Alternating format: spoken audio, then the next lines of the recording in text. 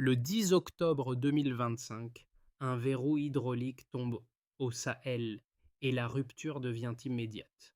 La fermeture ordonnée bouscule des accords hérités, reconfigure des dépendances anciennes et expose en quelques heures la collision entre souveraineté proclamée, pénurie et pression diplomatique. Que signifie ce choix pour les foyers urbains, les campagnes et l'État selon Ibrahim Traoré lorsque l'eau devient l'axe d'un bras de fer global? Le pays teste ses limites sous le regard du monde. Cette séquence ne cherche pas à trancher un débat idéologique, mais à clarifier des conséquences concrètes. Elle propose une lecture factuelle de ce que la fermeture de la rivière Sahel change réellement, au-delà du choc initial et des réactions à chaud. Pour le lecteur, l'intérêt est direct. Comprendre impact, risque et marge de manœuvre réelle. L'enjeu est double et mesurable. D'un côté, évaluer ce que le Burkina Faso peut gagner en souveraineté effective lorsqu'un flux vital cesse d'être piloté de l'extérieur. De l'autre, mesurer ce qu'il risque de perdre en stabilité économique, sociale et diplomatique si l'ajustement échoue. L'analyse avance pas à pas, sans slogan ni simplification. Elle s'appuie sur les premiers indicateurs disponibles, sur les mécanismes hérités de décennies de gestion externalisée et sur les réactions observables des acteurs publics, économiques et sociaux. Chaque section vise à transformer une décision symbolique en chaîne de causes et d'effets compréhensibles. Et une question demeure, simple mais décisive. Si l'eau révèle une dépendance cachée, que révèle sa coupure sur la capacité réelle de gouverner? Vous avez ici une grille de lecture pour suivre la trajectoire ouverte par cette décision et juger si elle peut devenir durable. En moins de 24 heures, la fermeture de la rivière Sahel fait apparaître une réalité plus profonde que prévu. Les, premiers les premières données indiquent une baisse d'environ 30% de l'approvisionnement en eau dans plusieurs zones clés, un ordre de grandeur qui dépasse l'incident technique et signale une dépendance structurelle. Ce chiffre ne décrit pas seulement une pénurie ponctuelle, il révèle un système conçu pour fonctionner tant que son pilotage reste externe. Pour comprendre cette rupture, il faut revenir au cadre historique. Depuis plus de 70 ans, la gestion des grandes infrastructures hydrauliques reposait sur des entreprises étrangères. Les contrats techniques, les flux de données et les chaînes de décision étaient largement délocalisés. Cette architecture assurait une stabilité opérationnelle relative, mais au prix d'une souveraineté fonctionnelle limitée. L'État conservait une autorité formelle, tandis que la capacité d'anticipation, de maintenance et d'arbitrage se situait ailleurs. La décision annoncée le 10 octobre 2025 rompt ce compromis. En ordonnant la fermeture, Ibrahim Traoré n'interrompt pas seulement un flux d'eau, il coupe un circuit de contrôle, de maintenance et d'arbitrage qui liait le Burkina Faso à des acteurs extérieurs. Le choc initial n'est donc pas une surprise technique. Il est la conséquence logique d'un système sans alternative locale immédiatement opérationnel. Ce contexte explique la rapidité des perturbations. Lorsque l'approvisionnement chute, ce sont aussi des fonctions périphériques qui se grippent. Données météorologiques, prévisions agricoles, coordination logistique. La crise dépasse la distribution d'eau. Elle touche la capacité de l'État à anticiper, planifier et répondre sous contrainte. Mais cette vulnérabilité, mise à nu, ouvre un espace inédit. En exposant les points de dépendance, la décision force un diagnostic longtemps repoussé. Elle transforme une abstraction politique, la souveraineté, en une série de problèmes concrets à résoudre, chacun mesurable et priorisable. La question centrale devient alors précise. Ce dévoilement brutal est-il un passage obligé pour reconstruire un contrôle durable ou un risque excessif pris sans filet? Dans les jours qui suivent la fermeture, la crise prend un visage concret. Elle ne se lit plus seulement dans des communiqués ou des chiffres agrégés, mais dans des gestes quotidiens, visibles à l'échelle des quartiers et des villages. À Ouagadougou, dans la zone de Tangine, des habitants se rassemblent autour des points d'eau encore fonctionnels. Des comités informels s'organisent, fixent des horaires, définissent des priorités pour les familles les plus exposées et instaurent des règles de partage. L'objectif n'est pas de contester l'État, mais de combler un vide opérationnel immédiat. Ces initiatives urbaines jouent un rôle d'amortisseur. Elles réduisent les tensions locales, évitent les ruées désordonnées et transforment une pénurie potentielle en gestion collective provisoire. Ce sont des réponses pragmatiques, nées de la nécessité, qui montrent comment une société peut absorber un choc lorsque les infrastructures centrales vacillent. En milieu rural, la dynamique est différente, mais tout aussi révélatrice. Près de Kongoussi, des producteurs agricoles réactivent d'anciens canaux d'irrigation laissés à l'abandon. Ces systèmes rudimentaires, moins dépendants des réseaux centralisés, permettent de préserver une partie des cultures et d'éviter une rupture totale de la production. Là encore, il ne s'agit pas d'innovation spectaculaire, mais d'un retour à des solutions locales adaptées.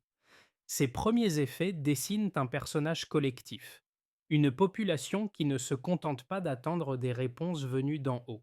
La décision associée à Ibrahim Traoré agit ici comme un déclencheur indirect, exposant à la fois fragilité et capacité d'adaptation. En clair, la pénurie devient un test de coordination sociale immédiat.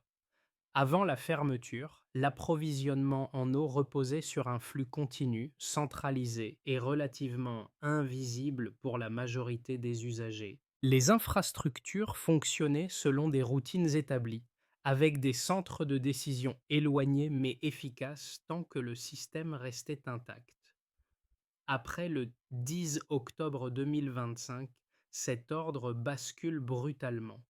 La décision associée à Ibrahim Traoré ne provoque pas une transition progressive, mais une rupture nette qui accélère le temps politique, technique et social. Tout commence par l'activation opérationnelle. À l'aube, des équipes techniques burkinabées prennent le contrôle des principales stations hydrauliques de la rivière Sahel, escortées par des unités de sécurité. Le geste est concret, visible et difficilement réversible à court terme.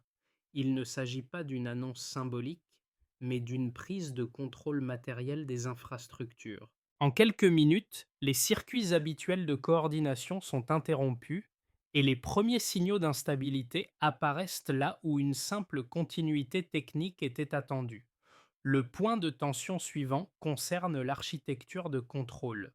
Ce ne sont pas les robinets qui cèdent en premier, mais les systèmes périphériques. Les données météorologiques et hydriques, jusqu'alors gérées par des prestataires étrangers, cessent d'être accessibles de manière fiable. Ce détail technique modifie profondément l'équation. Sans données continues, l'anticipation devient plus incertaine, la planification plus risquée et les marges d'erreur s'élargissent. La fermeture dépasse alors la question de l'eau pour toucher la capacité de pilotage de l'ensemble du système. Vient ensuite la confirmation politique. Quelques heures plus tard, Ibrahim Traoré valide publiquement l'opération. Le geste devient un message adressé simultanément à l'intérieur et à l'extérieur du pays. Sur la scène internationale, les réactions se durcissent rapidement. Des responsables occidentaux évoquent des sanctions, des suspensions de prêts et une pression accrue sur les circuits financiers. Le cadrage change. Ce qui était présenté comme un acte de souveraineté est décrit par certains comme une imprudence stratégique. Le pays se retrouve au centre d'une confrontation de récits. À l'intérieur, la dynamique est plus ambivalente. Un soutien populaire se manifeste autour de l'idée de réappropriation nationale. Cependant, cette adhésion symbolique cohabite avec une inquiétude très concrète.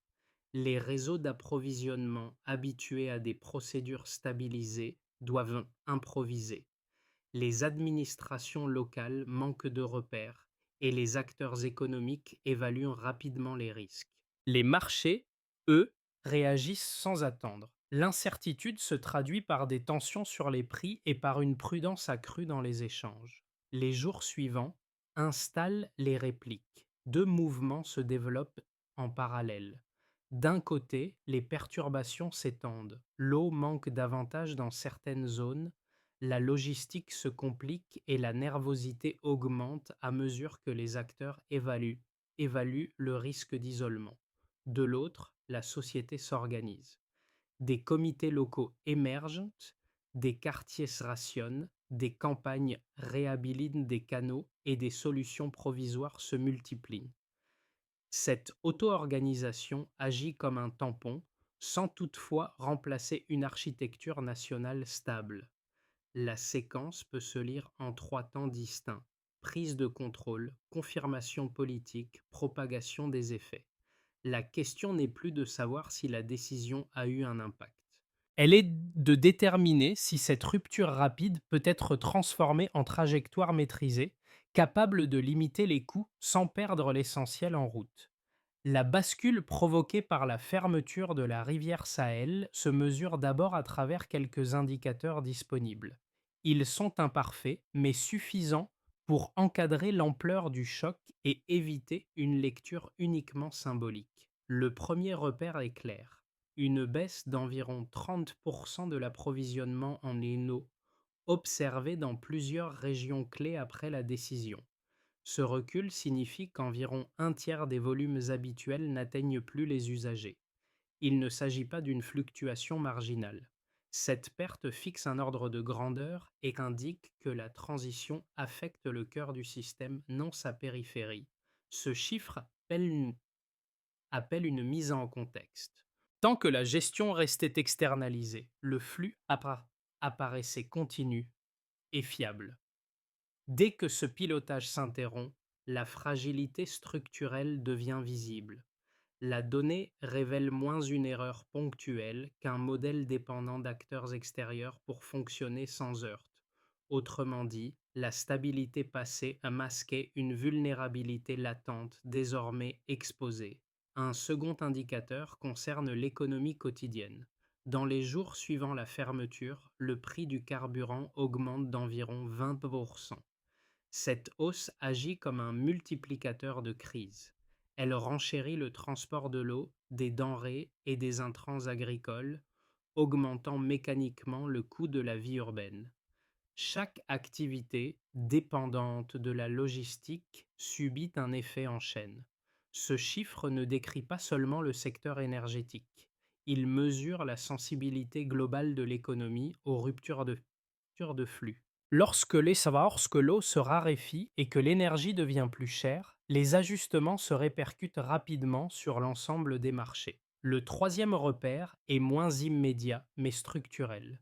Plus de 70 ans de gestion hydraulique confiée à des entreprises étrangères expliquent l'absence d'alternatives locales pleinement opérationnelles. Cette durée longue n'est pas un reproche, mais un contexte. Elle éclaire pourquoi la reprise de contrôle est coûteuse et abrupte. Les compétences techniques, les données et les procédures se sont accumulées hors du périmètre national.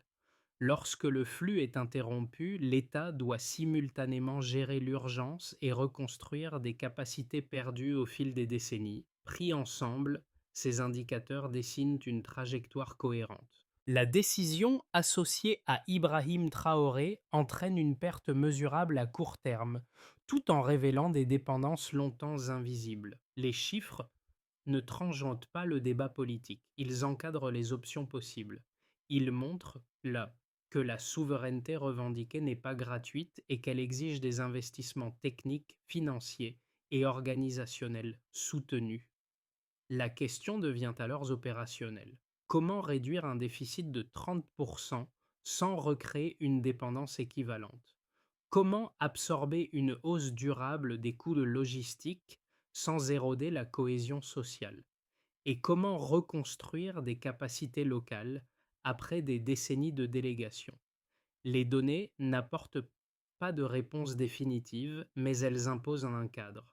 Toute trajectoire viable devra transformer ces écarts chiffrés en objectifs concrets à résorber, progressivement et sous contrainte. La fermeture de la rivière Sahel cristallise un clivage net entre deux lectures structurées, chacune appuyée sur des arguments cohérents lorsqu'ils sont pris séparément. La première insiste sur le risque excessif. Pour de nombreux observateurs internationaux, la décision portée par Ibrahim Traoré expose le pays à un choc disproportionné. Leur raisonnement repose sur une chaîne logique claire. Couper un approvisionnement vital sans solution technique pleinement opérationnelle accroît l'inflation, fragilise les ménages urbains et détériore l'environnement des affaires. La baisse de l'eau disponible, combinée à la hausse du carburant, alimente une contraction économique difficile à enrayer. À cela s'ajoute la perspective de sanctions, de suspension de prêts et de retrait d'investisseurs qui pourraient réduire encore les marges budgétaires de l'État. Dans cette lecture, la souveraineté proclamée génère des coûts supérieurs aux bénéfices attendus, au moins à moyen terme. La seconde lecture met en avant la nécessité historique. Pour une partie des acteurs africains et de la société burkinabé, maintenir un système hydrique contrôlé de l'extérieur revient à accepter une dépendance structurelle indéfinie. Dans cette perspective, la rupture n'est pas une option parmi d'autres, mais un passage obligé. Les coûts immédiats sont reconnus, mais interprétés comme le prix d'une émancipation durable.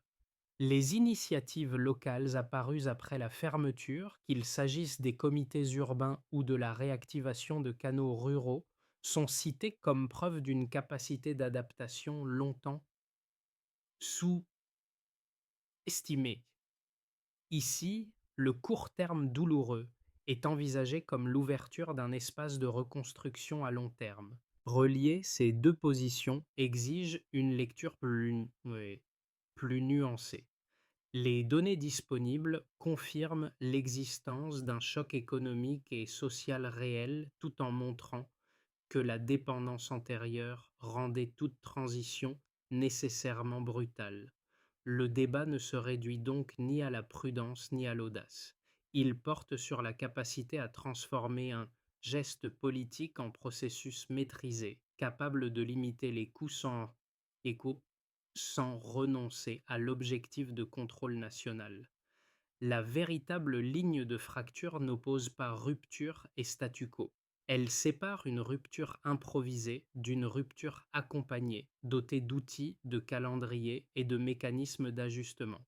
Ce qui semblait n'être qu'une crise d'approvisionnement révèle une bascule de pouvoir plus profonde. En quelques jours, la fermeture de la rivière Sahel déplace le centre de gravité des contrats internationaux vers des décisions locales, souvent improvisées mais concrètes. Le changement ne vient ni d'un nouveau traité ni d'un investissement massif. Il naît d'une réorganisation forcée des responsabilités, imposée par la contrainte. À ce stade, le geste associé à Ibrahim Traoré cesse d'être uniquement défensif. Il agit comme un révélateur de capacités latentes. Les collectivités locales découvrent qu'elles peuvent décider, arbitrer et coordonner sous pression. Les citoyens comprennent que l'accès à l'eau n'est plus garanti par un acteur lointain mais conditionné par des règles qu'ils contribuent eux-mêmes à définir. Cette prise de conscience modifie la nature du débat public, qui glisse d'une opposition idéologique vers une discussion opérationnelle. Là réside le point médian. La crise n'est plus seulement subie, elle commence à être appropriée. Le pouvoir ne circule plus exclusivement du haut vers le bas. Il se fragmente, se redistribue, parfois maladroitement, mais de manière tangible. Cette dynamique ne supprime ni les pénuries, ni les risques économiques. Elle introduit une variable nouvelle absente auparavant, l'apprentissage collectif sous contrainte. À partir de ce moment, la question change. Il ne s'agit plus de revenir à l'ordre ancien, mais de savoir si ce pouvoir diffus peut être structuré avant de s'épuiser. Les effets de la fermeture de la rivière Sahel ne se répartissent pas uniformément. Ils se déclinent selon les acteurs, leur marge d'action et leur exposition aux risques, dessinant une cartographie précise des tensions et des opportunités. Pour l'État, la conséquence immédiate est une pression accrue sur la coordination. La baisse d'environ 30% de l'approvisionnement complique la planification et impose des arbitrages entre usages concurrents. Les ministères techniques doivent gérer l'urgence tout en répondant aux critiques internationales. La décision associée à Ibrahim Traoré renforce une légitimité symbolique auprès d'une partie de la population, mais cette légitimité devient conditionnelle à des résultats opérationnels. Sans amélioration mesurable, le capital politique accumulé peut s'éroder rapidement. Pour les entreprises, le choc est d'abord logistique et financier. La hausse d'environ 20% du prix du carburant renchérit les coûts de transport, réduit les marges et retarde certains investissements. Les secteurs dépendants de flux réguliers, notamment l'agroalimentaire et le transport, sont les plus exposés. En parallèle, des opportunités apparaissent pour des acteurs locaux capables de proposer des solutions de proximité, qu'il s'agisse de maintenance, de distribution alternative ou de services adaptés à la pénurie. Le tissu économique se polarise entre ceux qui absorbent le choc et ceux qui tentent d'en tirer parti. Pour les citoyens, l'impact se mesure dans les usages quotidiens. En milieu urbain, la rareté de l'eau et la vieille hausse des prix pèsent sur les ménages qui ajustent leurs habitudes et s'appuient davantage sur les solidarités de quartier. Les comités locaux jouent un rôle stabilisateur en limitant les conflits ouverts. En milieu rural, la situation est contrastée. Certaines communautés parviennent à préserver une partie de la production grâce à des systèmes d'irrigation réhabilités, tandis que d'autres restent vulnérables aux aléas climatiques et logistiques. Pour l'ensemble des citoyens, un transfert de responsabilité s'opère. L'accès à l'eau devient un enjeu collectif à gérer et non un service acquis. Au niveau régional, les équilibres géopolitiques évoluent. Les pays voisins observent attentivement la trajectoire burkinabé, entre crainte d'instabilité et intérêt pour une éventuelle reconfiguration des coopérations hydriques. Le Burkina Faso apparaît à la fois comme un risque systémique et comme un laboratoire politique. Si la transition associée à Ibrahim Traoré s'organise, elle peut inspirer des initiatives similaires. Si elle échoue, elle renforcera les arguments en faveur du statu quo. Ces quatre lectures convergent vers un constat commun. La fermeture crée des coûts immédiats, mais redistribue aussi le pouvoir et les responsabilités à chaque niveau de la société. La question n'est plus abstraite. Elle est vécue, mesurée et débattue au quotidien. À partir des dynamiques observées, trois trajectoires plausibles se dessinent pour l'année à venir. Elles ne prédisent pas l'avenir, mais structurent les choix possibles et les risques associés. Le scénario de base repose sur une stabilisation sous contrainte. Dans cette hypothèse, le Burkina Faso parvient à contenir les effets les plus graves de la rupture. Des audits techniques progressent, des réparations ciblées réduisent certaines pertes, et les dispositifs locaux de gestion de l'eau se normalisent progressivement. Les tensions diplomatiques persistent sans déboucher sur des sanctions généralisées. L'inflation demeure élevée mais contrôlable et l'activité économique redémarre lentement. La trajectoire associée à Ibrahim Traoré avance mais reste fragile, dépendante d'une coordination étroite entre État et collectivités et d'une discipline budgétaire constante. Le scénario optimiste mise sur une réorganisation accélérée et une coopération régionale maîtrisée.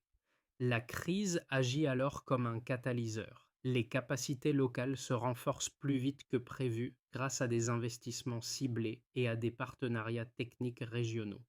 Des accords hydriques émergent avec des pays voisins, favorisant la mutualisation des données et des infrastructures sans recréer de dépendance unilatérale. Des solutions adaptées, comme des systèmes solaires ou des canaux gravitaires, réduisent progressivement la vulnérabilité aux réseaux centralisés. L'économie retrouve un rythme plus soutenu et la gestion de l'eau devient un levier de crédibilité régionale pour le pays. Le scénario pessimiste décrit un enlisement prolongé. Les infrastructures continuent de se dégrader, les mécanismes de soutien s'essoufflent et les pressions internationales se durcissent. L'accès au financement se restreint, les pénuries se prolongent et la fatigue sociale s'installe. Les initiatives locales atteignent leurs limites faute de relais nationaux. Dans cette trajectoire, la décision portée par Ibrahim Traoré perd sa portée transformatrice et se mue en crise de gouvernance plus large. Ces scénarios peuvent coexister selon les secteurs et les régions. La recommandation centrale est donc prudente. Privilégier des choix réversibles et des capacités adaptatives plutôt que des paris irréversibles. La question clé devient alors simple mais exigeante. Quel levier activer aujourd'hui pour rester du côté des trajectoires maîtrisables? Pour les habitants des villes, l'impact se traduit d'abord par une adaptation du quotidien. Les coupures d'eau imposent de revoir les horaires, de mutualiser les ressources et d'organiser des règles locales de partage. La hausse des prix liés aux coûts logistiques réduit le pouvoir d'achat et rend visibles des arbitrages longtemps invisibles. Cette contrainte crée une conscience plus aiguë de la fragilité des services essentiels et de la valeur d'une gestion collective, là où l'approvisionnement était perçu comme acquis. Pour les acteurs économiques locaux, la période est ambivalente. Les petites entreprises subissent que la volatilité des coûts et l'irrégularité des flux, ce qui freine l'investissement et l'emploi. Les marges se réduisent, les délais s'allongent et la prudence domine. En parallèle, certaines initiatives émergent autour de solutions de proximité. Maintenance d'infrastructures, distribution alternative, innovations sobres adaptées à la rareté. Le choc agit comme un filtre, fragilisant les modèles trop dépendants et ouvrant un espace à des pratiques plus résilientes. Pour les communautés rurales, l'enjeu est immédiatement productif. L'eau conditionne la sécurité alimentaire et la stabilité des revenus. La réactivation de canaux d'irrigation anciens montre une capacité d'adaptation, mais elle exige du temps, un effort collectif et une coordination minimale. Chaque réussite ou échec se répercute rapidement sur les récoltes et les équilibres locaux. Ces territoires deviennent des laboratoires vivants de transition où l'apprentissage est rapide et coûteux. Pour les jeunes et les acteurs civiques, la crise joue un rôle de catalyseur. L'organisation de points de collecte, la médiation lors des rationnements et l'entraide transforment une situation de stress en expérience de responsabilité partagée. Deux gestes simples se dégagent pour le lecteur: s'informer au-delà des slogans et soutenir des initiatives locales crédibles. Ces actions modestes, cumulées, contribuent à transformer une contrainte collective en apprentissage durable. À ce stade, la transition ouverte par la fermeture de la rivière Sahel ne peut tenir sans une séquence d'actions lisibles, coordonnées et mesurables. L'enjeu n'est plus l'intention politique, mais l'exécution. Une première étape consiste à auditer et sécuriser techniquement le réseau. Dans les 6 prochains mois, un audit national des infrastructures hydrauliques doit identifier les points de rupture, les dépendances technologiques et les pertes critiques. Sous l'impulsion d'Ibrahim Traoré, des équipes d'ingénieurs nationaux peuvent reprendre le contrôle opérationnel des stations clés. Le critère de succès est clair: réduire progressivement les interruptions non planifiées et stabiliser les volumes distribués. La seconde étape vise à reconstruire des capacités locales. Il s'agit de former des techniciens et des gestionnaires capables d'exploiter données hydriques et climatiques sans relais externe. Des programmes courts, orientés vers l'application pratique, permettent de reconstituer un socle de compétences. La mesure est simple: passer d'une gestion réactive à une capacité d'anticipation minimale, même sous contrainte. Troisièmement, une coordination territoriale doit être formalisée. Les comités citoyens apparus dans l'urgence ont montré leur utilité, mais ils doivent être intégrés à un cadre clair. Définir qui décide, à quel niveau et selon quelles règles réduit les conflits d'asekoshikoi et stabilise la gestion quotidienne. Le succès se mesure par la baisse des tensions locales liées au partage de l'eau et par la continuité du service dans les zones de sensibles. Enfin, une ouverture régionale maîtrisée peut compléter l'ensemble. Des mécanismes légers de concertation avec les pays voisins du Sahel permettent de mutualiser informations et bonnes pratiques sans recréer une dépendance unilatérale. Cette coopération pragmatique renforce la résilience collective tout en préservant l'objectif de contrôle national. Cette feuille de route ne supprime pas les risques.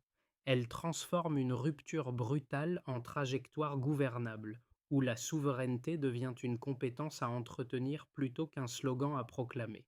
À Tanguine, les seaux alignés à l'aube sont devenus plus qu'un outil domestique. Il rappelle les premiers jours qui ont suivi la fermeture, lorsque les habitants ont dû décider ensemble comment partager une ressource devenue rare. Ce geste simple relie l'intime au politique, le quotidien à la souveraineté, sans discours ni mise en scène. Il condense ce que la séquence a révélé, une dépendance longtemps invisible et une capacité d'adaptation contrainte mais réelle. Avec le recul, la décision portée par Ibrahim Traoré apparaît moins comme un coup isolé que comme un moment de vérité.